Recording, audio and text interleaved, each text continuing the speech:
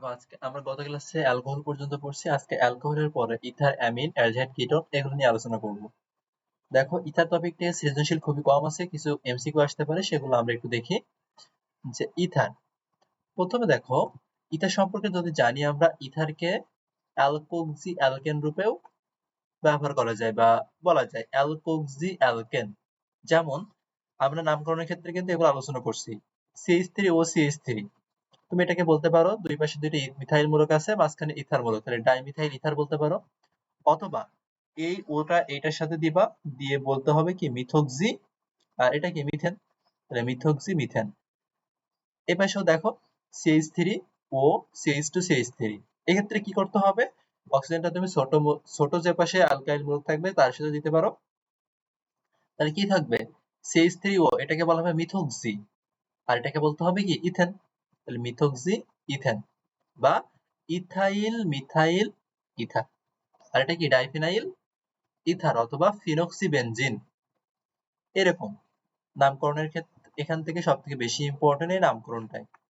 এবার দেখো এইটা একটু মনে রাখো যে ইথারে অক্সিজেনের কি সংকরণ হয়, sp3, এবং বন্ধন কোণ কত হয়। sp3 সংকরণ যেহেতু, সেজন্য বন্ধন কোণ আমার 109.5 ডিগ্রি এর সমান হবে, যেটা চতুস্থলক অ্যালকেনেদের।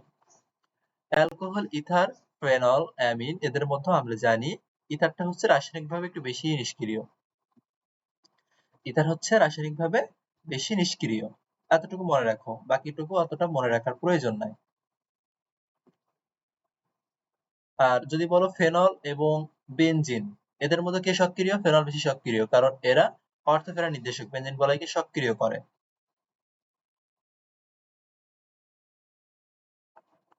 এত কিছু এখন দরকার হয় না। অ্যালকোহল ও ফিনল রাসায়নিকভাবে সক্রিয় হলেও ইথারের রাসায়নিক সক্রিয়তা কম, তাই ইথার সমূহ সর্বাপেক্ষা কম সক্রিয় জৈব যৌগের মধ্যে অন্যতম। এইটা এমসিকিউ এর জন্য ইম্পর্টেন্ট, যে ইথার সমূহ সর্বাপেক্ষা কম সক্রিয় জৈব যৌগের মধ্যে অন্যতম। তবে বিকারকের অধিকতর তীব্র অবস্থায় অ্যালকেনের মধ্যে কিছু বিক্রিয়া দেয়। এটা নিষ্ক্রিয়, তার মানে যে বিক্রিয়া দেবে না এমন না, কিছু বিক্রিয়া দিয়ে থাকে। কি কি বিক্রিয়া করে, ইথারীয় কার্বন, মানে ইথারে যে কার্বন অক্সিজেন বন্ধন আছে সেই বন্ধনটা মেইনলি ভাঙে, এরা প্রতিস্থাপন বিক্রিয়া দিয়ে থাকে অ্যালকেনের মতো। গাঢ় অ্যাসিডের সাথে বিক্রিয়া করতে পারে, PCl5 এর সাথে বিক্রিয়া করে কার্বন অক্সিজেন বন্ধনটা ভেঙে যায়। যেমন PCl5 এর সাথে বিক্রিয়া করলে দেখো এই হচ্ছে ইথার, PCl5 দিলে বলছিলাম POCl3। এখন পার্থক্য হচ্ছে অ্যালকোহলের সাথে ইথারের কিভাবে করব, এটা আসতে পারে আমাদের এমসিকিউ তেও আসতে পারে, এমনকি চাইলে এটা রিটেনে আসতে পারে। অ্যালকোহল আর ইথার তুমি কিভাবে আলাদা করবা, PCl5 দিয়ে আলাদা করতে পারবো। PCl5 এর সাথে ইথার বিক্রিয়া করলে হাইড্রোক্লোরিক অ্যাসিড তৈরি হবে না, হাইড্রোক্লোরিক অ্যাসিড যদি তৈরি না হয়, এটা অ্যামোনিয়ার সাথে বিক্রিয়া করে সাদা ধোঁয়া তৈরি করতে পারবে না। কিন্তু অ্যালকোহলের সাথে যদি বিক্রিয়া করে, এই যে হাইড্রোজেন ছিল, OH এর যে হাইড্রোজেন ছিল সেটা ক্লোরিনের সাথে বিক্রিয়া করে HCl তৈরি করবে। এই HCl পরবর্তীতে আবার অ্যামোনিয়ার সাথে বিক্রিয়া করে অ্যামোনিয়াম ক্লোরাইডের সাদা ধোঁয়া উৎপন্ন করবে, তাহলে আমি বুঝতে পারবো। তাহলে দুইটা পাত্রে আলাদা আলাদা করে একটাতে ইথার রাখা আছে, একটাতে অ্যালকোহল রাখা আছে, তুমি কিভাবে বুঝবা যে কোনটাতে ইথার কোনটাতে অ্যালকোহল?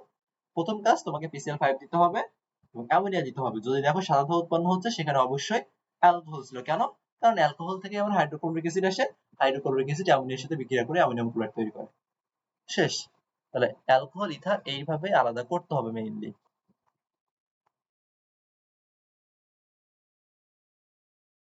এই যে অ্যামোনিয়াম ক্লোরাইডের সাদা ধোঁয়া নিয়ে এখানে কথা বলা হয়েছে। ডাইইথাইল ইথারের সংরক্ষণ। দেখো ইথার সূর্যালোকের উপস্থিতিতে বায়ুর অক্সিজেনের সংস্পর্শে বিক্রিয়া করে খুব বিষাক্ত ও বিস্ফোরণধর্মী ডাইইথাইল পারক্সাইড গঠন করে। তাহলে ডাইইথাইল পারক্সাইডটা কেমন, বিস্ফোরণধর্মী এবং খুব বিষাক্ত, এটা একটু মনে রাখবা। এজন্য এদেরকে রাখতে হয় কিসে, বাদামি বা কালো বোতলে সিল অবস্থায় রাখতে হয়। বাদামি বা কালো বোতল, এটা মনে রাখতে হবে, যাতে বায়ু বা আলো প্রবেশ না করতে পারে। কারণ বায়ু বা আলো প্রবেশ করলে সেখান থেকে অক্সিজেনের সংস্পর্শে এসে পারক্সাইড উৎপন্ন হবে, ডাইইথাইল পারক্সাইড উৎপন্ন হবে। এর সাথে অল্প পরিমাণে কিউপ্রাস অক্সাইড, ইথানল বা হাইড্রোকুইনন যুক্ত করা যায়। এতটুকু মনে থাকবে না, তুমি শুধু এইটুকু মনে রাখো, বাদামি কালো বোতলে রাখা হয়।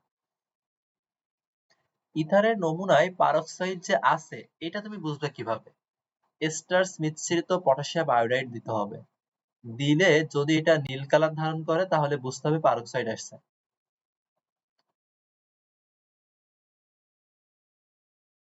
তার মানে কি হয়েছে? ইথার এই পটাশিয়াম আয়োডাইডের সাথে বিক্রিয়া করবে।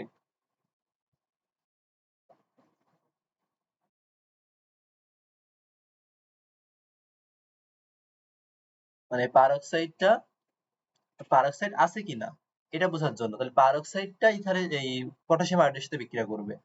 পারক্সাইড পটাশিয়াম আয়োডাইডের সাথে বিক্রিয়া করে ইথার তৈরি করবে আর আয়োডিন গ্যাস তৈরি করবে। এটা দেখো পারক্সাইড তো দুইটা অক্সিজেন থাকবে, তাহলে পারক্সাইড থেকে দেখো আমার ইথার তৈরি হয়েছে, একটা অক্সিজেন আসছে এইটা। এখন ওই পারক্সাইডটা আমরা শনাক্ত করছি, দূর করব কিভাবে? দূর করতে হবে ফেরাস সালফেট বা সোডিয়াম সালফেট বিজারক দ্রবণ সহ ইথারকে ঝাঁকাইলেই পারক্সাইড দূর হয়ে যায়। তাহলে আমরা কি কি পাইলাম এখানে? এইটুকু, এই কয়েকটা লাইন শুধু বুঝলাম। প্রথম কথা, অ্যালকোহল ইথার কিভাবে আলাদা করব?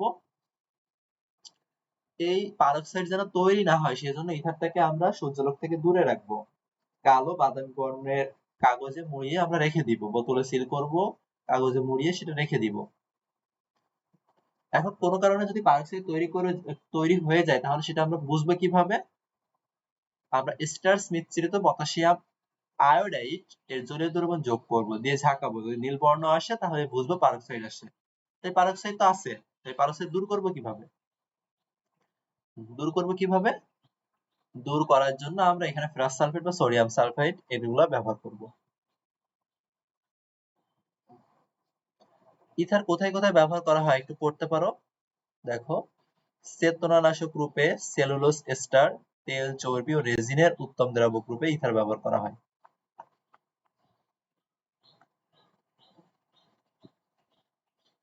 ইথার অধিক উদ্বায়ী ও নিম্ন স্ফুটনাঙ্ক বিশিষ্ট। এখানে হাইড্রোজেন বন্ধন হয় না। ইথার প্রস্তুতি যদি একটাই বিক্রিয়া করতে হয় সেটা হচ্ছে উইলিয়ামসন ইথার পদ্ধতি। উইলিয়ামসন ইথার সংশ্লেষণ বিক্রিয়া। বলবে উইলিয়ামসন সংশ্লেষণ পদ্ধতিতে কি তৈরি করা হয়? ইথার তৈরি করা হয়। এক্ষেত্রে কি করতে হয়? সোডিয়াম বা পটাশিয়াম অ্যালকোক্সাইড নিতে হয়, অ্যালকোহলীয় দ্রবণ, বা ফেনক্সাইড নেওয়া যাবে। অ্যালকোহলীয় সোডিয়াম অ্যালকোক্সাইড নিতে হবে, তার সাথে অ্যালকোহলীয় অ্যালকাইল হ্যালাইড নিতে হবে।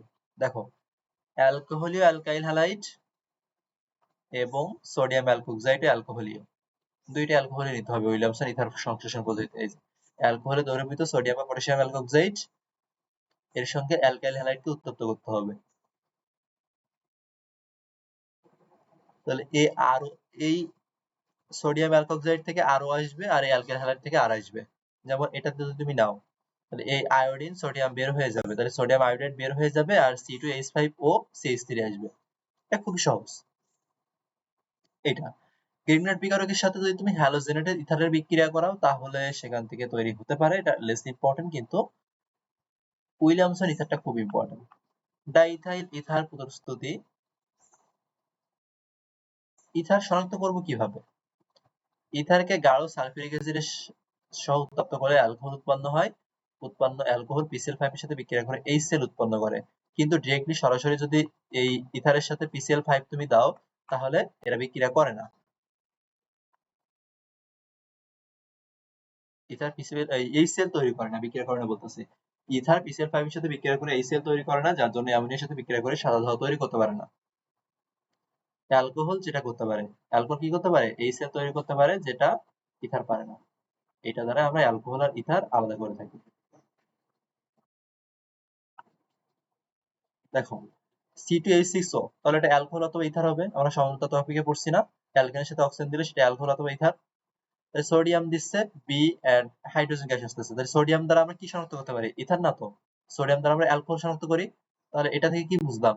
যে এই বি যৌগটা হচ্ছে অ্যালকোহল। PCl5 দ্বারা সি বিক্রিয়া করলে HCl উৎপন্ন হচ্ছে।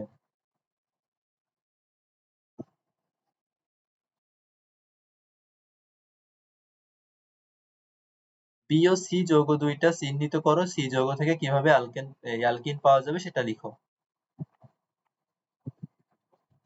এই যৌগ তুমি দেখো C2H6O, তাহলে এটা বলা যায় ইথানল।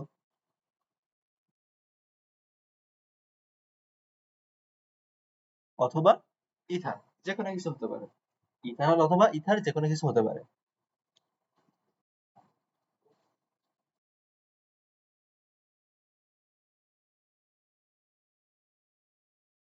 এই যৌগের সাথে যখন তুমি সোডিয়ামের বিক্রিয়া করাচ্ছ, তখন তোমার সোডিয়াম ইথক্সাইড উৎপন্ন হচ্ছে না?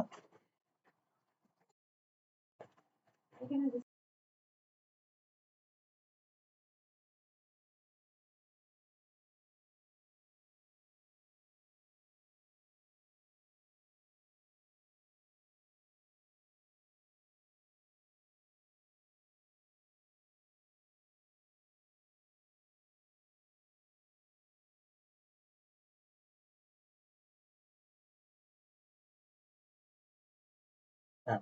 তাহলে এই যৌগের সাথে PCl5 যদি বললাম HCl যদি তৈরি হয়, তাহলে বুঝতে হবে সেটা হচ্ছে আমার অ্যালকোহল।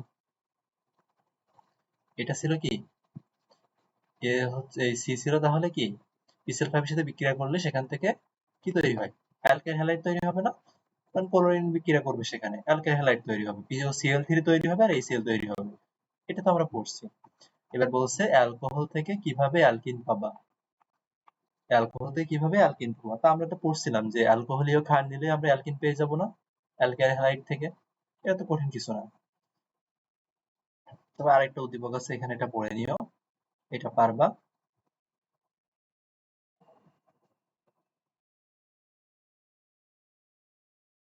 এবার আসো, এটা ইম্পর্টেন্ট, এটা ইম্পর্টেন্ট অ্যামিন। অ্যামিনটা কিন্তু খুব ইম্পর্টেন্ট। এইচএসসি এমসিকিউ বলো, সিকিউ বলো, সবকিছুর জন্য ইম্পর্টেন্ট। অ্যামিনটা কিসের ডেরিভেটিভস? অ্যামোনিয়ার ডেরিভেটিভস। অ্যামোনিয়াতে একটা মুক্ত ইলেকট্রন থাকে, অ্যামিনেও কিন্তু মুক্ত ইলেকট্রন থাকে।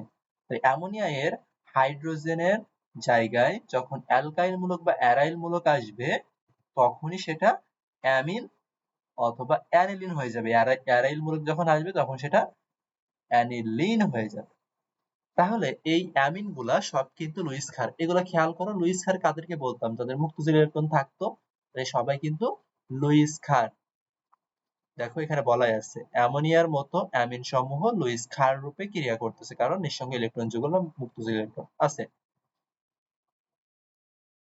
অ্যামোনিয়া এর জাতক তাহলে আমাদের বলবো অ্যামিনকে। এটা গেল। আচ্ছা, অ্যালিফেটিক অ্যামিন এবং অ্যারোমেটিক অ্যামিন এই দুইটার মধ্যে ক্ষারধর্মী আছে। ক্ষারধর্মীটা এমসিকিউতে প্রায় আসে। অ্যামিনের ক্ষারধর্মিতা এমসিকিউতে প্রায় আসে।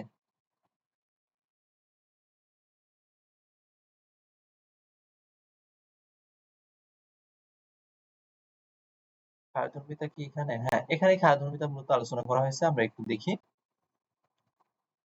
প্রথমে অ্যালিফেটিক এবং অ্যারোমেটিক অ্যামিন এই দুইটার মধ্যে আসো। অ্যালিফেটিক অ্যামিন হচ্ছে বেশি, অ্যালিফেটিক অ্যামিন সমূহ অ্যামোনিয়ার চেয়ে বেশি ক্ষারধর্মী হয়। এইটা দেখো, এইটা, এই দুইটার কথা দেখো, আর অ্যামোনিয়ার কথা চিন্তা করো তুমি। অ্যালিফেটিক আর অ্যারোমেটিক অ্যামিনের কথা চিন্তা করো। তো অ্যালিফেটিক অ্যামিন কি, আমি এখানে একটু বলি তারপরে বয়ে যাই। আর NH2 এটাই হচ্ছে আমার অ্যালিফেটিক অ্যামিন। আর ArNH2 এটা হচ্ছে আমার অ্যারোমেটিক অ্যামিন। অ্যালিফেটিক অ্যামিনটা হচ্ছে আমার বেশি ক্ষারধর্মী। অ্যালিফেটিক অ্যামিনটা হচ্ছে বেশি ক্ষারধর্মী।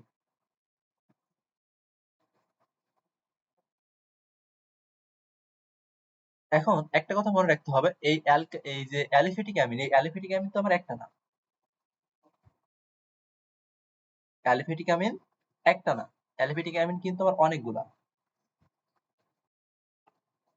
মানে 1 ডিগ্রি, 2 ডিগ্রি, 3 ডিগ্রি, এই যে হাইড্রোজেন গুলো রিপ্লেস হয়ে গিয়ে যত বেশি অ্যালকাইল গ্রুপ যুক্ত হবে ততই তো আমার ডিগ্রি বাড়বে, তাই না? এখন কেন আমার এই অ্যালিফেটিক অ্যামিনটা বেশি ক্ষারধর্মী হলো, দেখো ব্যাখ্যাটা এখানে সুন্দর করে দেওয়া আছে, আমি এখান থেকেই তোমাদেরকে একটু বলি। কারণ অ্যালকাইল মূলক ধনাত্মক আবেশধর্মিতার জন্য নাইট্রোজেন পরমাণুতে ইলেকট্রন ঘনত্ব বেড়ে যায়। এত কিছু বলতে হবে না, অ্যালকাইল মূলক আমরা জানি ইলেকট্রন দাতা গ্রুপ, সে কাকে ইলেকট্রন দিবে? নাইট্রোজেনকে ইলেকট্রন দিবে। তাহলে ইলেকট্রনের, নাইট্রোজেনের ইলেকট্রোনেগেটিভিটি ইলেকট্রন ঘনত্ব বাড়তেছে। তখন অ্যামোনিয়া এর চেয়ে মিথাইল অ্যামিন ডাইমিথাইল অ্যামিন এরা বেশি ক্ষারধর্মী হয়।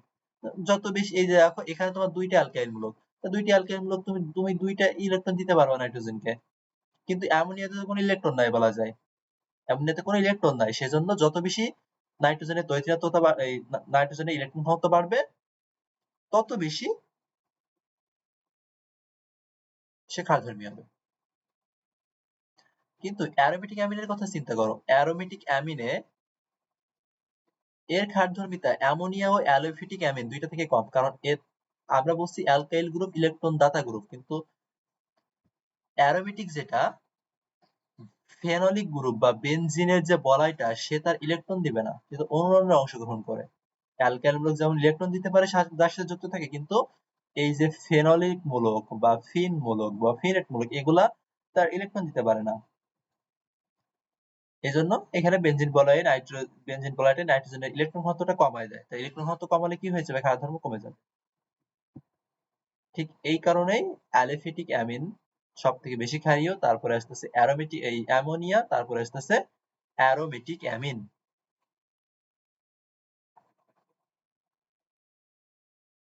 এখন এই অ্যামিন তো বললাম, আমার অ্যালিফেটিক অ্যামিন তো আবার দুই ধরনের, এই তিন প্রকার আছে, 1 ডিগ্রি 2 ডিগ্রি 3 ডিগ্রি। আচ্ছা, তাহলে কি এখানে মেইন কথাটা কি, অ্যারোমেটিক অ্যামিনে বা অ্যানিলিনে রেজোন্যান্স হয়, ফলে মুক্ত জোড় ইলেকট্রন রেজোন্যান্সে অংশগ্রহণ করে, অন্যকে মুক্ত জোড় ইলেকট্রন দান করতে পারে না। আবারও বলি, অ্যারোমেটিক অ্যামিন, আচ্ছা আমি এখানে ছোট্ট করে লিখি, এখানে আছে কিন্তু লেখা, অ্যারোমেটিক অ্যামিন রেজোন্যান্সে অংশ নেয়। এখান থেকে দেখো, অ্যারোমেটিক অ্যামিন বা অ্যানিলিন অনুরণনে অংশগ্রহণ করে, এটা লিখবা, ফলে মুক্ত জোড় ইলেকট্রন, এরপরে এখান থেকে লিখতে পারো ফলে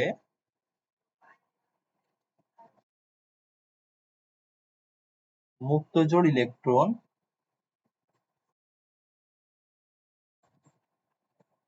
কার মুক্ত জোড় ইলেকট্রন বুঝতে পারছো তো, নাইট্রোজেনের মাথায় যে মুক্ত জোড় ইলেকট্রন গুলো ছিল রেজোন্যান্সে অংশগ্রহণ করবে, মুক্ত জোড় ইলেকট্রন রেজোন্যান্সে অংশগ্রহণ করবে, অন্যকে মুক্ত জোড় ইলেকট্রন দান করতে পারবে না।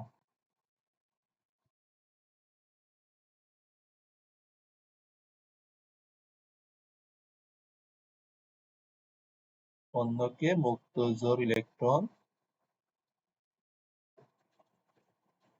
দান করতে পারবে না, এজন্য এর ক্ষারধর্মিতা একটু কমে যায়, এজন্য এর ক্ষারধর্মিতা কমে যায়। আরেকটা জিনিস মনে রাখবা, এই অ্যালিফেটিকের ক্ষেত্রে অ্যালকাইল গ্রুপ যত বাড়বে ক্ষারধর্মিতা বাড়ে, আর অ্যারাইল গ্রুপের ক্ষেত্রে ক্ষারধর্মিতা আবার কমে। এখন আসো, অ্যামোনিয়া এর জলীয় দ্রবণ ক্ষারধর্মী, এমসিকিউ অথবা রিটেন মাস্ট এটা আসবে, এমসিকিউ অথবা রিটেন এটা মাস্ট আসবে। তো অ্যামিনের ক্ষারধর্মিতা অ্যালিফেটিকের ক্ষেত্রে মনে রাখবা 213 দিয়ে, অ্যালিফেটিক অ্যামিনের ক্ষারধর্মিতা 213, তার মানে 2 ডিগ্রি 1 ডিগ্রি 3 ডিগ্রি, এরপরে তোমার অ্যামোনিয়া, এরপরে তোমার অ্যানিলিন, এই হচ্ছে টোটাল অ্যামিনের ক্ষারধর্মিতার ক্রম।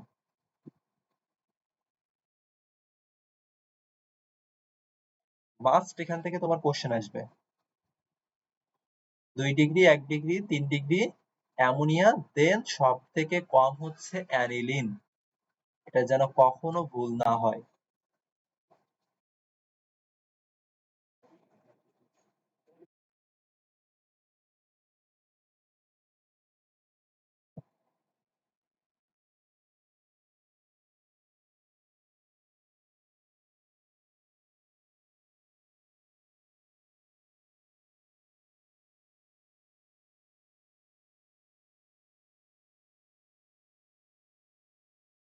এগুলা হচ্ছে কিন্তু জলীয় দ্রবণের ক্ষারধর্মিতা।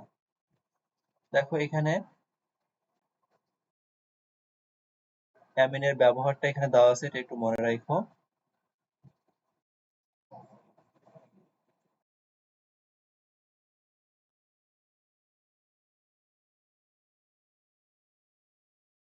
এখন কেন 2 ডিগ্রি এর ক্ষারকত্বটা বেশি? দেখো, আমরা বললাম যে যত বেশি অ্যালকাইল মূলক থাকবে তত বেশি আমাদের ক্ষারকত্ব বাড়বে। দেখো এখানে বলছিলাম কোনটায়। কিন্তু তুমি 3 ডিগ্রি এর কথা চিন্তা হিসাবে কি হয়? হিসেবে দেখো এইটা কি 2 ডিগ্রি, এটা 1 ডিগ্রি আর এটা হচ্ছে 0 ডিগ্রি। অ্যামোনিয়া এটা, ওটা দরকার না। এটা হচ্ছে 3 ডিগ্রি। খেয়াল করো। 1 degree amine, 2 degree amine, 3 degree amine. এভাবে বলা যাবে এখানে যে এখানে এরকম যদি থাকে, এটার পরিবর্তে তোমার অপশনগুলোতে এভাবে থাকতে পারে বন্ড NH2, এটা মানে বুঝতে হবে 1 degree amine. Bond NH double bond দেওয়া থাকবে, এটা বুঝতে হবে 2 ডিগ্রি অ্যামিন। আর ট্রিপল বন্ড N, এটা মানে বুঝতে হবে 3 ডিগ্রি অ্যামিন। তিনটা অ্যালকেন যুক্ত আছে, তাই 3 ডিগ্রি অ্যামিন। সবার সাথে আমরা যদি পানির বিক্রিয়া করাই, এই তিনটার মধ্যে কে বেশি ক্ষারীয় হবে একটু খেয়াল করো। এখানে একজন অ্যালকেন মূলক দিচ্ছে, এখানে দুইজন অ্যালকেন মূলক দিচ্ছে, এখানে তিনজন। হিসেব মতে আমার 3 ডিগ্রি এর ক্ষারকত্ব বেশি হওয়ার কথা ছিল, কিন্তু হবে না, কারণ এখানে স্টেরিক বাধা বেশি। বাইরে থেকে কেউ এসে এখানে সহজে ঢুকতে পারবে না। বাইরে থেকে কেউ এসে সহজে এখানে ঢুকতে পারবে না, কারণ এখানে তিনজন বাধা দিচ্ছে। এখানে তিনজন বাধা দিচ্ছে, স্টেরিক বাধাটা বেশি। দেখো, ফলে এখানে নাইট্রোজেন পরমাণু নিঃসঙ্গ ইলেকট্রন যুগলের নিকট প্রোটন আসতে বাধা পায়, কারণ বেশি বেশি বাধা দিচ্ছে না, এখানে তিনজন মিলে বাধা দিচ্ছে, সেই জন্য এটার একটু কমে যায়। 2 ডিগ্রি সব থেকে বেশি, তারপরে 1 ডিগ্রি, তারপরে 3 ডিগ্রি, তারপরে অ্যামোনিয়া, তারপরে অ্যারোমেটিক অ্যামিনটা। তাহলে অ্যারোমেটিক অ্যামিন বলি, বিষম সাকরিক অ্যামিন বলতেছে, এবার এখানে আবার অ্যালিফেটিক অ্যামিন বলতেছে। অ্যালিফেটিক গুলো তো পড়লাম, 1 degree, 2 degree, 3 degree. Aromatic amine বলতে শুধুমাত্র আমরা ফেনাইলটাকে বলি, আর এন মিথাইল ফেনাইল অ্যামিন বলা যায়, এন ডাইমিথাইল ফেনাইল অ্যামিন, এইটুকু। বিষম সাকরিক অ্যামিন বলতে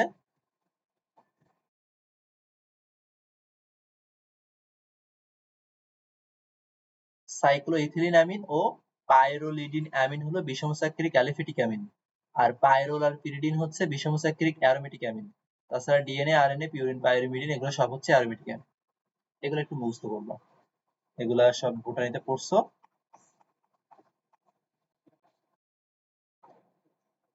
এই ডিগ্রি গুলো তো আমরা আলাদা ক্লাসে আলোচনা করেছি, এখানে তো ডিগ্রি নিয়ে আলোচনা করার দরকার আমার নাই। এখন আসো আমাদের মেইন জিনিস,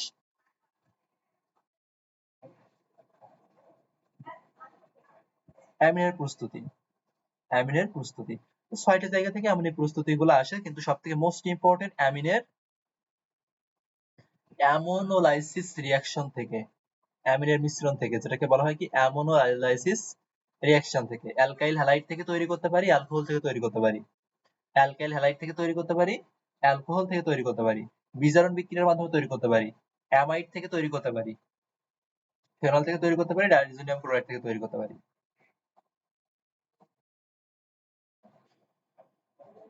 তো প্রথমে আসে অ্যামিনের মিশ্রণ থেকে আমরা তৈরি করব। প্রথমে আমরা অ্যামিনের মিশ্রণ থেকে তৈরি করব। তাহলে অ্যালকাইল হ্যালাইড থেকে আমরা কিভাবে তৈরি করব, এটা কিন্তু ইম্পর্টেন্ট আছে। অ্যালকাইল হ্যালাইড থেকে, তাহলে এখানে অ্যালকোহলীয় অ্যালকাইল হ্যালাইড নিতে হবে, তাই অ্যালকোহলে দ্রবীভূত অ্যালকাইল হ্যালাইড নিতে হবে। অ্যালকোহলে দ্রবীভূত অ্যালকাইল হ্যালাইড নিতে হবে, এবং অ্যামোনিয়া অ্যালকোহলে যুক্ত অ্যামোনিয়া নিতে হবে। নিলে কি হবে, এখানে ভাঙবো আমরা। তো অ্যালকাইল মূলক তো ভাঙতে আমরা জানি, এই অ্যালকাইল মূলক পজিটিভ, হ্যালাইড নেগেটিভ। আর এই অ্যামোনিয়াকে কিভাবে ভাঙতে হয় এটাও কিন্তু আমরা শিখেছি। NH2 বন্ড H, হাইড্রোজেনটা আমরা পজিটিভ দিব, NH টা নেগেটিভ দিব। তাহলে এই নেগেটিভ থেকে পজিটিভের সাথে যুক্ত করো, আর NH2, আর NH2 আসবে। এখানে এটা দেওয়া নাই, এটা জটিল করে দিছে। এখানে তুমি লিখবা কি, আর NH2 প্লাস হাইড্রোজেন হ্যালাইড। এটা হচ্ছে আমার 1 ডিগ্রি অ্যামিন। এটা হচ্ছে কি 1 ডিগ্রি অ্যামিন। তা এখানে কিন্তু ডিরেক্টলি এটা তৈরি হয় না, এই যে বলা হয়েছে না মিশ্রণ, প্রথমে মিশ্রণ তৈরি হয়।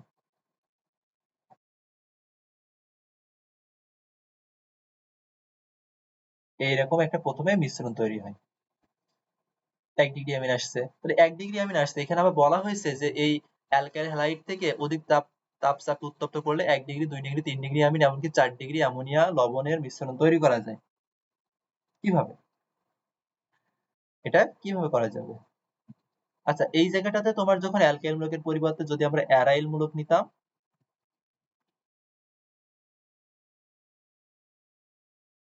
তখনও কি আসতো এখানে অ্যানিলিন আসতো। তখন এই যেটা এটাকে আমরা বলতাম অ্যানিলিন।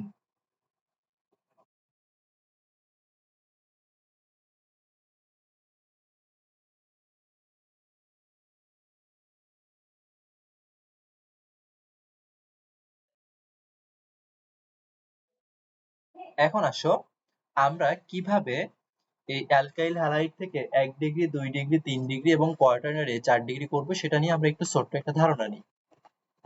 প্রথমে ধরো অ্যালকাইল হ্যালাইড নিলাম, একটা অ্যালকাইল আয়োডাইড নিলাম, কি হবে অ্যালকোহলীয়, এটা পজিটিভ এটা নেগেটিভ। এটার সাথে আমরা কার বিক্রিয়া করাবো, অ্যামোনিয়ার বিক্রিয়া করাবো। এখানে লোন পেয়ার ইলেকট্রন ছিল, এটাকে যদি আমরা ভাঙি NH2 বন্ড H, এটা নেগেটিভ এটা পজিটিভ। তাহলে স্বাভাবিকভাবে বোঝাই যাচ্ছে এখান থেকে তুমি পাবা RnH2 আর বন্ড NH2। এটা হচ্ছে কি আমার 1 ডিগ্রি অ্যামিন। সাইড উৎপাদ হিসেবে যেটা আছে ওটা কিন্তু আমার প্রয়োজন নাই। দেন এটার সাথে তুমি আবার দিবা ওই অ্যালকাইল আয়োডাইড, এটা পজিটিভ এটা নেগেটিভ, তাহলে এই এখানে কি হবে, এটা positive and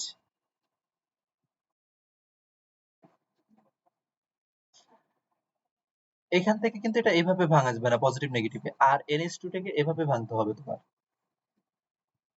R NH bond H, এইটা নেগেটিভ এই হাইড্রোজেন পজিটিভ, তাহলে এই পজিটিভটা নেগেটিভের সাথে যুক্ত হবে, তখন এখানে কি আসবে আর NH বন্ড আর। তো দেখো এই নাইট্রোজেন সরাসরি দুইজনের সাথে যুক্ত, মানে লোন পেয়ার এখানে আছে, এটা তাহলে 2 ডিগ্রি অ্যামিন। এখন একটা হাইড্রোজেন আছে, এটা রিপ্লেস করা যাবে, এখন একটা হাইড্রোজেন আছে, এটা রিপ্লেস করা যাবে। তাহলে এটা যখন রিপ্লেস করব, এটার সাথে আমরা কি দিব, কি দিয়ে এটা রিপ্লেস করা যাবে, ওই অ্যালকাইল আয়োডাইড বিক্রিয়া করাইতে হবে এটার সাথে। এটার সাথে যদি আমরা আবারও অ্যালকাইল আয়োডাইড দিই, তখন এই হাইড্রোজেনটা সরে যাবে, লোন পেয়ার তো থাকবে, এখানে আর আসবে এখানে আর আসবে, এটাই হচ্ছে 3 ডিগ্রি হয়ে গেছে। 3 ডিগ্রি হয়ে গেলে আর কি কিছু করা যাবে, এখানে আমাদের একটা কোয়াটারনারি লবণ ছিল না, তো সেই কোয়াটারনারি লবণও আমরা এই অ্যালকাইল আয়োডাইডের মাধ্যমে তৈরি করতে পারবো, কোয়াটারনারি লবণও আর অ্যালকাইলের মাধ্যমে তৈরি করতে পারবো। তখন কি আসবে এখানে NR4 প্লাস আয়োডাইড মাইনাস, এটা একসাথে, এটাকে বলা হবে কোয়াটারনারি বা 4 ডিগ্রি লবণ, কোয়াটারনারি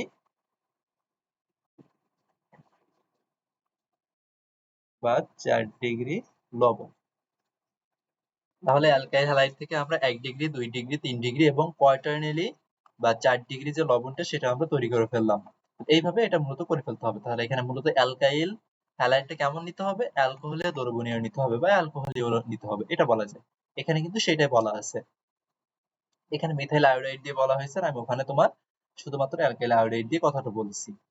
আচ্ছা, এখন আরেকটা জিনিস ছিল, সেটা হচ্ছে অ্যালকোহল থেকে তৈরি করা যাবে, অ্যালকোহল থেকে আমিন তৈরি করা যাবে, সেটা এখানে আছে কিনা একটু দেখে নিই। অ্যালকোহল থেকে এটা দেওয়া নাই, কিন্তু একটু মনে রাখতে হবে, পরীক্ষা আসতে পারে।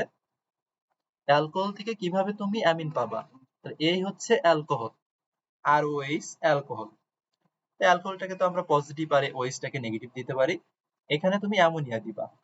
অ্যামোনিয়াটাকে আমি একবারে ভেঙে লিখি, NH2 হাইড্রোজেন, এটা হচ্ছে পজিটিভ, এটা হচ্ছে নেগেটিভ, আর এই হাইড্রোজেন আয়ন হচ্ছে পজিটিভ, অ্যামোনিয়া। তাহলে এখন আমার কি আসবে, এখানে পজিটিভ নেগেটিভের সাথে যুক্ত করে দাও, তো এই কিন্তু তুমি পেয়ে যাচ্ছ অ্যামিন, 1 ডিগ্রি অ্যামিন, আর পাচ্ছ কি পানি, আর পাচ্ছ পানি। এটা একটা বিক্রিয়া গেল। কিন্তু সরাসরি অ্যামোনিয়া দিয়ে তুমি অ্যানিলিন তৈরি করতে পারবে না। অ্যানিলিন তৈরি করতে গেলে এখানে তোমার বেনজিন বলতেছি, ফেনল নিতে হবে।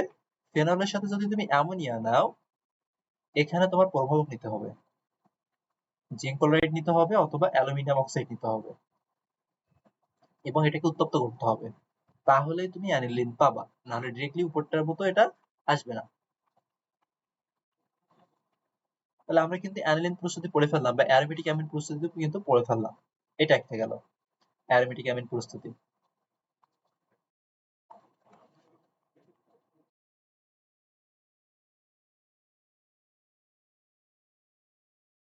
একটা জিনিস আমি একটু ক্লিয়ার করি, বলাই যেতে পারে। এই যে দেখো NR4+, তোমার দেখো আমরা জানি যে N NH4+, এটা কিন্তু আলাদা জিনিস, আবার NR4+, এটা কিন্তু আলাদা জিনিস। এটাকে আমরা বলি অ্যামোনিয়াম আয়ন। Ammonium ion. আর এটা কি? এটা হচ্ছে কোয়াটারনারি কোয়াটারনারি সল্ট বা কোয়াটারনারি আয়ন। সল্টও না, সল্টও তো সেখানে আয়োডিন দিতে হবে। কোয়াটারনারিটা আয়ন বলা যায়। আচ্ছা, এবার আসো বিজারণ বিক্রিয়া দ্বারা আমরা কিভাবে পাবো? বিজারণ বিক্রিয়া দ্বারা আমরা এখান থেকে অ্যামিন পেতে পারি। তা বিজারণ বিক্রিয়া দ্বারা বলতে এখানে তোমার অ্যালকেন নাইট্রাইল ও আইসোনাইট্রাইলের বিজারণ দ্বারা আমরা করতে পারবো। অ্যালকেন নাইট্রাইল ও আইসোনাইট্রাইলের বিজারণ দ্বারা।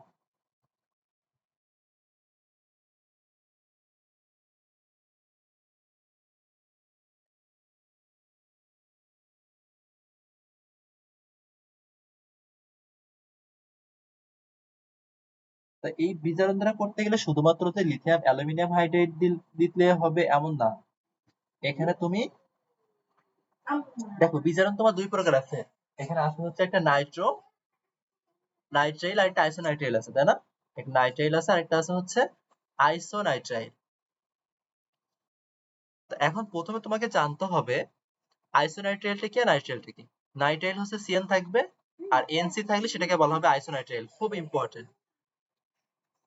তাহলে আইসোনাইট্রাইল বা সায়ানাইড, এটা থেকে যখন তুমি অ্যামিন প্রস্তুত করবা, এখানে তোমাকে লিথিয়াম অ্যালুমিনিয়াম হাইড্রেট নিতে হবে, মানে জাইমান হাইড্রোজেন নিতে হবে। এখানে জাইমান হাইড্রোজেন নিয়ে আসতে হবে।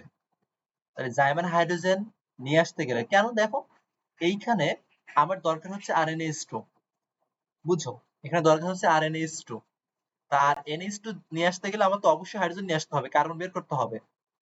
কার্বনের সাথে হাইড্রোজেন নিয়ে আসতে হবে, এখানেও হাইড্রোজেন নিয়ে আসতে হবে। তো হাইড্রোজেন নিয়ে আসতে গেলে তো অবশ্যই হাইড্রোজেন যুক্ত কিছু নিতে হবে। তো সেটার জন্য আমাদের লিথিয়াম অ্যালুমিনেট হাইড্রেট অথবা লিথিয়াম টেট্রাহাইড্রো অ্যালুমিনেট এইটা দিলে অ্যালকেন নাইট্রাইলকে বিজারিত করে অ্যামিন আমরা তৈরি করতে পারবো। তার মানে এই যে কার্বন, এর সাথে হাইড্রোজেন যুক্ত হবে, নাইট্রোজেনের সাথে হাইড্রোজেন যুক্ত হবে। এই যে দেখো, অথবা তুমি ইথেন নাইট্রাইল যদি দেখো, সেখানেও সেম জিনিস। তুমি সায়ানাইড বলো বা আইসোসায়ানাইড বলো, একই কথা। সায়ানাইড বলো বা আইসোসায়ানাইড বলো, একই কথা। সেখানে তোমার লিথিয়াম অ্যালুমিনিয়াম হাইড্রাইড নিতে হবে।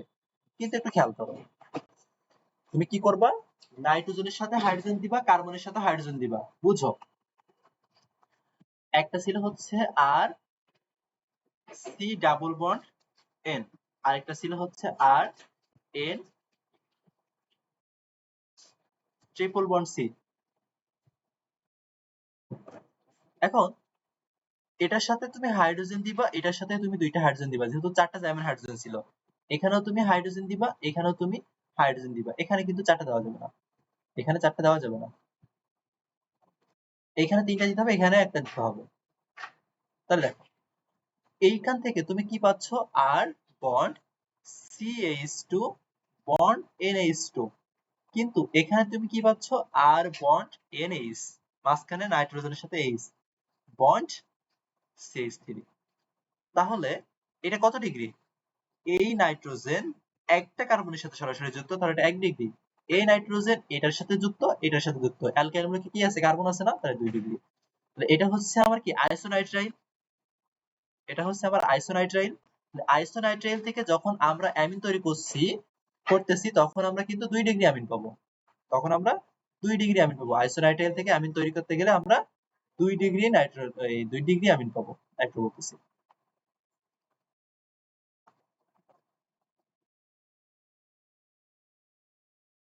আরেকটা হচ্ছে নাইট্রোবেনজিন বা নাইট্রো অ্যালকেন থেকে আমরা, বা অ্যালকাইল নাইট্রো থেকে আমরা এটা বের করতে পারি। সেটা কি আছে এখানে? আরেকটা দেখো, এখানে নাই, আমি একটু দেখাই। এটাও কিন্তু বলা যায় বিজারণের মাধ্যমে করব। এটাও আমরা বিজারণের মাধ্যমে করব। এখন বিজারণ বলতে NO2 নাইট্রো মূলক।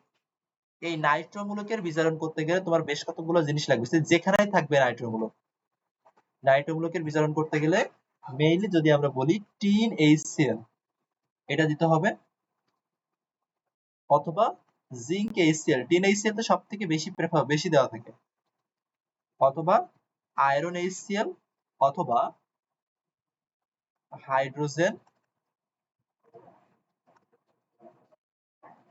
হাইড্রোজেন, প্লাস প্লাটিনাম অথবা নিকেল। এটা এখন তাহলে আমরা যদি দেখি, এখানে ধরো বললাম RnO2, এখানে যদি তুমি টিন HCl দাও, এটা তুমি প্রায় উদ্দীপকে পাবা, বিশেষ করে বেনজিনের এই উদ্দীপকটা তৈরি করা থাকে। এখান থেকে অক্সিজেনটা বাদ হয়ে যাবে, এখান থেকে তুমি RnH2 দিবা আর তুমি পানি দিবা। এটা কি 1 ডিগ্রি অ্যামিন। এখানে যদি তুমি নাইট্রোবেনজিন নিতে, এটা কি নাইট্রোবেনজিন, এইটা প্রায় উদ্দীপকে থাকে, এখানে এ দেওয়া থাকে, এখানে তোমার দেওয়া থাকে টিন HCl, তাহলে নাইট্রোবেনজিন থেকে দিলে এখানে কি আসবে, অ্যানিলিন আসবে। এই যে এখানে অ্যানিলিন, তাহলে নাইট্রোবেনজিন টিন HCl দিলে কি আসবে, অ্যানিলিন চলে আসবে। তাহলে আমরা বিজারণ পদ্ধতি পড়লাম, আইসোনাইট্রাইল, এর আরেকটা নাম আছে কিন্তু, আইসোনাইট্রাইল বা কার্বিলামিন বলা যায়, আরএনসি টাকে বলা যায় কার্বিলামিন। তাহলে আইসোনাইট্রাইল বা কার্বিলামিন থেকে আমরা 2 ডিগ্রি অ্যামিন পাচ্ছি।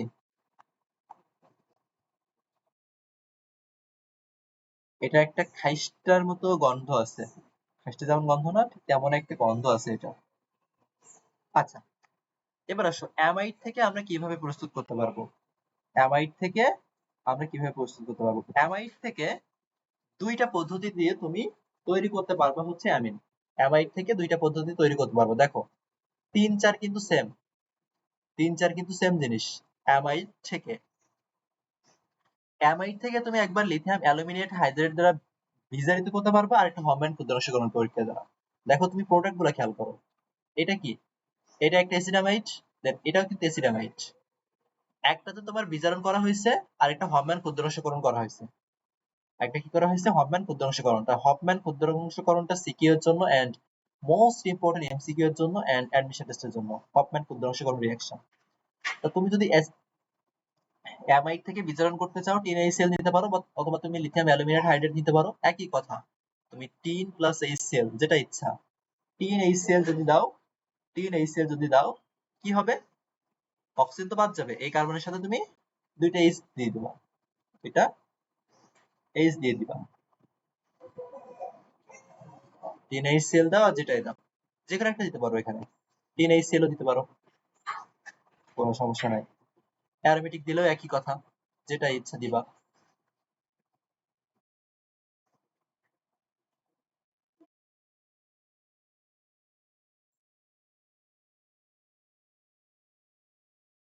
এটা একটু বুঝতে হবে ভালো করে। হফম্যান ক্ষুদ্রাংশকরণ বিক্রিয়া, এইখানে কার্বন সংখ্যা 1 কমে, প্রথমে এটাই মনে রাখতে হবে। এই যে একটা কার্বন পরমাণু কমে যাবে। দেখো আমি আগে এটা দেখো, একটু খেয়াল করো, এখানে প্রোডাক্টে যেটা ছিল RnH2, আর এখানে বিক্রিয়ক ছিল RCONH2, তাহলে CO টা বাদ গেছে না, একটা কার্বন কমে গেছে, এজন্য এখানে বলাই হয়েছে একটা কার্বন কমবে। এখানে আরো কিছু স্পেশাল বৈশিষ্ট্য আছে, সেটা হচ্ছে এখানে তোমার বোরোমিন আর ক্ষার নিতে হবে, বোরোমিন এবং গাঢ় ক্ষার নিতে হবে, নিলে এখান থেকে তুমি অ্যামিন পাবো। অবশ্যই 1 ডিগ্রি অ্যামিন, কোনোভাবে তুমি 2 ডিগ্রি অ্যামিন পাবা না। সাইড পদগুলো তুমি চাইলে মনে রাখতে পারো। হফম্যান ক্ষুদ্রাংশকরণে কি হবে, সি অম্লটা টোটালি বাদ হয়ে যাবে, দেখো এখানে সি অম্লটা টোটালি বাদ হয়ে গেছে এখানে। এটাই হচ্ছে হফম্যান ক্ষুদ্রাংশকরণ রিঅ্যাকশন, বোরোমিন ক্ষার। আর এখানে তুমি টেম্পারেচার দিতে পারো 60°C। হফম্যান ক্ষুদ্রাংশকরণ কেন বুঝছো তো, কারণ ক্ষুদ্র করা হয়েছে না, একটা কার্বন কমে গেছে, এই জন্য এটাকে বলা হয়েছে ক্ষুদ্রাংশকরণ বিক্রিয়া। একটা কার্বন কমে গেছে বলে এটাকে বলা হচ্ছে ক্ষুদ্রাংশকরণ বিক্রিয়া। তাহলে এখান থেকে তুমি অ্যানিলিন দিয়ে করতে পারো,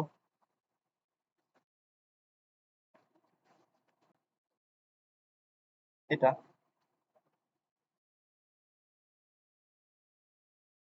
তাহলে এখানে তুমি উপরে টিএনএইচসিএল দিতে পারো, অথবা তুমি এই যে Br2 NaOH এটা দিয়েও করতে পারো। তুমি এখান থেকে কি পাবা,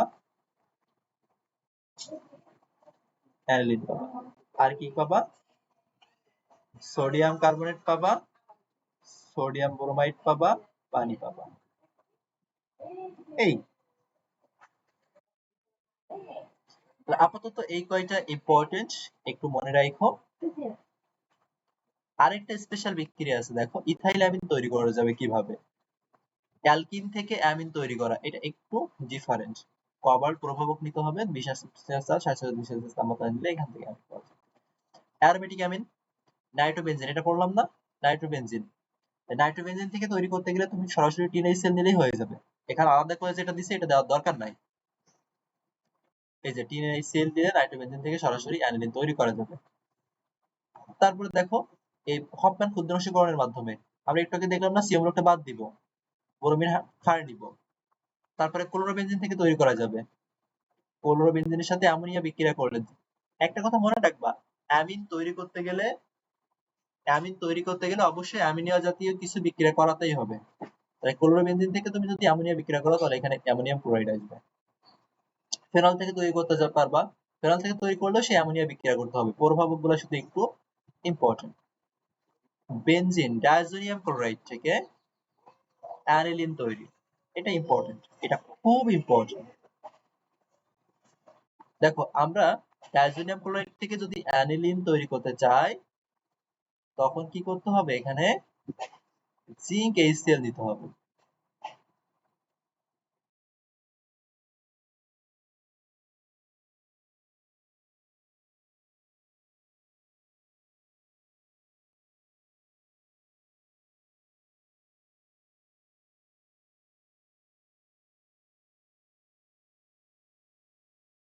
দেখো বেনজিন ডায়াজোনিয়াম ক্লোরাইড, এইটা হচ্ছে ডায়াজোমূলক থাকলে এটি aromatic diazonium ion, benzene diazonium ion বলে। আচ্ছা দরকার নাই। ডায়াজোনিয়াম লবণ বা ডায়াজোকরণ বিক্রিয়া কিভাবে তৈরি করা যাবে। দেখো একটু আগে আমরা দেখলাম অ্যানিলিন থেকে কি এটা, এই ডায়াজোনিয়াম ক্লোরাইড থেকে অ্যানিলিন, এবার তুমি অ্যানিলিন থেকে কিভাবে ডায়াজোনিয়াম ক্লোরাইড পাবা। প্রাইমারি অ্যারোমেটিক অ্যামিন বা অ্যানিলিনের সাথে টেম্পারেচারটা খুব ইম্পর্টেন্ট। প্রাইমারি অ্যারোমেটিক অ্যামিনের সাথে 0 থেকে 5°C তাপমাত্রায় সোডিয়াম নাইট্রাইট লবণ ও গাঢ় HCl থেকে নাইট্রাস অ্যাসিড উৎপন্ন হবে।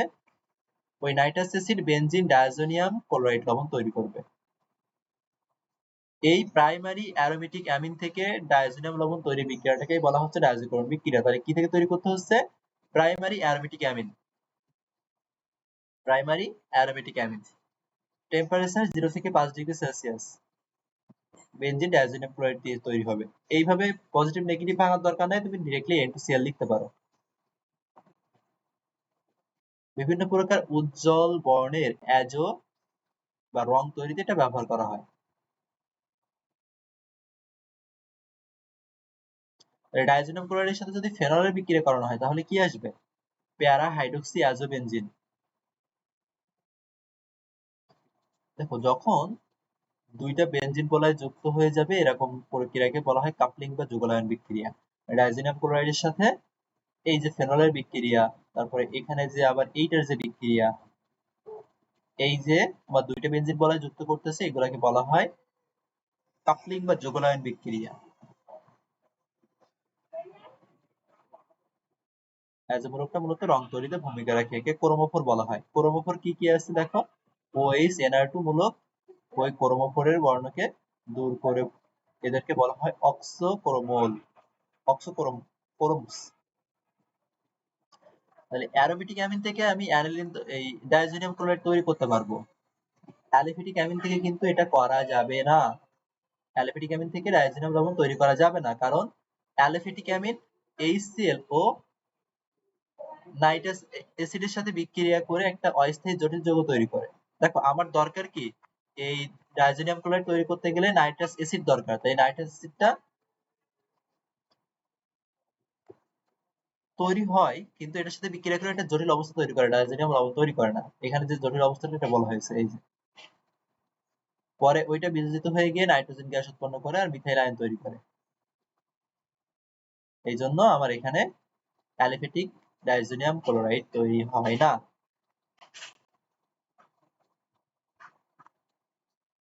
কিন্তু অ্যানিলিন নাইট্রাস অ্যাসিডের সাথে বিক্রিয়া করে ডায়াজোনিয়াম লবণ তৈরি করে, যেটা অনুরণনে অংশগ্রহণ করতে পারে। পরে বেনজিন বলয় কার্বন নাইট্রোজেন ইলেকট্রন ঘনত্বটা বৃদ্ধি পেয়ে এই বন্ধনটা দৃঢ় হয়ে যায়।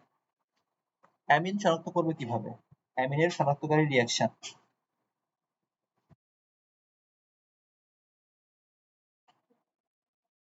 অ্যামিনের শনাক্তকারী বিক্রিয়া বলা হয় কার্বিলামিন পরীক্ষা। এই কার্বিলামিন পরীক্ষা দ্বারা আমরা আরো অনেক কিছু করতে পারি।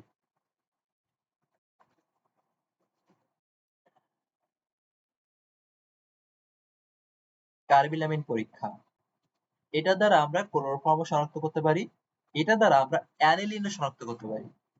এটা দ্বারা শুধুমাত্র কি করা যায়? প্রাইমারি অ্যামিন শনাক্ত করা যায়। বুঝো, কার্বিলামিন পরীক্ষা দ্বারা কি করা যায়? প্রাইমারি অ্যামিন শনাক্ত করা যায় আর ক্লোরোফর্ম শনাক্ত করা যায়। তাহলে এই যে ফেনাইল অ্যামিন, এটাও কি একটা প্রাইমারি অ্যামিন না? ফেনাইল অ্যামিন কিন্তু একটা প্রাইমারি অ্যামিন। তাহলে আমরা কার্বিলামিন পরীক্ষা দ্বারা তিনটা জিনিস করতে পারি: অ্যানিলিন শনাক্ত করতে পারি, কার্বিলামিন, তারপরে ক্লোরোফর্ম শনাক্ত করতে পারি, আর প্রাইমারি অ্যামিন শনাক্ত করতে পারি।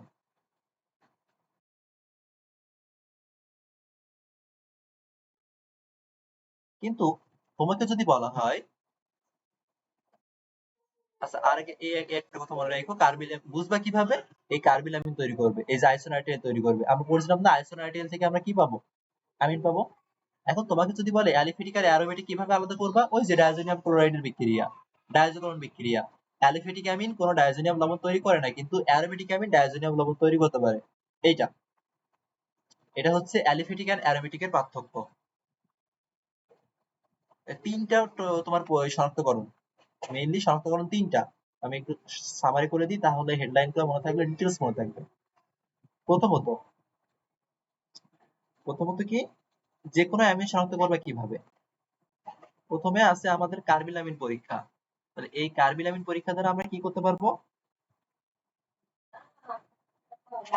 Primary amine, primary amine, chloroform and aniline, এইগুলো শনাক্ত করতে পারবো।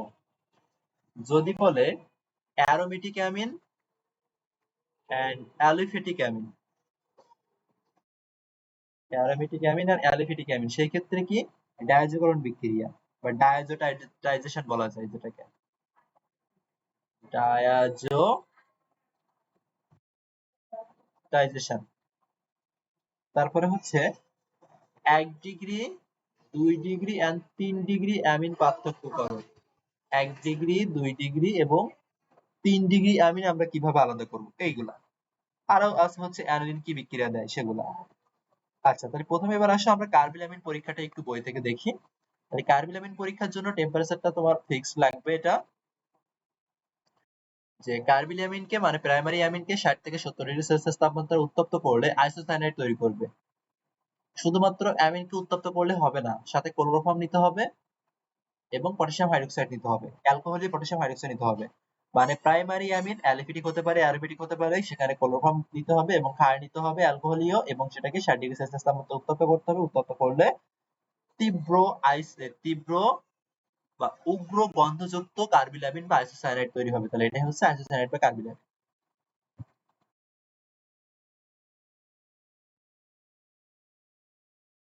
এবার আসো আমরা 2 নাম্বার যেটা বলছিলাম সেটা নিয়ে কথা বলি, সেটা বইয়ে নাই, একটু খেয়াল করো। বই আছে, অন্য অন্য জায়গায় আছে। অ্যারোমেটিক আর অ্যালিফেটিক কিভাবে আলাদা করা যাবে? 2 নাম্বার,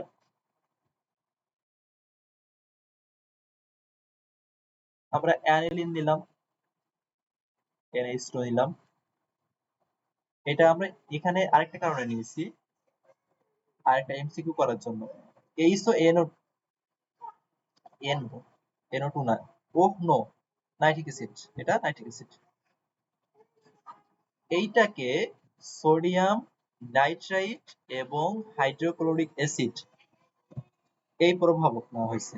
0 থেকে 5 ডিগ্রি সেলসিয়াস তাপমাত্রা যদি নেওয়া হয়, তাহলে এখান থেকে তুমি পাবা হচ্ছে ডায়াজোনিয়াম ক্লোরাইড এবং পানি। কিন্তু এই জায়গাটাতে যখনই তুমি টেম্পারেচারটা আলাদা নিবা, মানে 25 ডিগ্রি সেলসিয়াস বা যেটাকে বলা হয় কক্ষ তাপমাত্রা, যখনই 25 ডিগ্রি সেলসিয়াস বা কক্ষ তাপমাত্রা নিবা, তখন কিন্তু এইখানে তোমার ফেনল তৈরি হবে। তখন এই জায়গাটাতে ফেনল তৈরি হবে। তাহলে টেম্পারেচারটা দেখছো কত বড় একটা বিষয় এখানে। তাহলে এখানে আমরা পাচ্ছি নাইট্রোজেন গ্যাসের আর পাবো কি, নাইট্রোজেন গ্যাসের বুদবুদ পাবো। দেখো এখানে নাইট্রোজেন ছিল,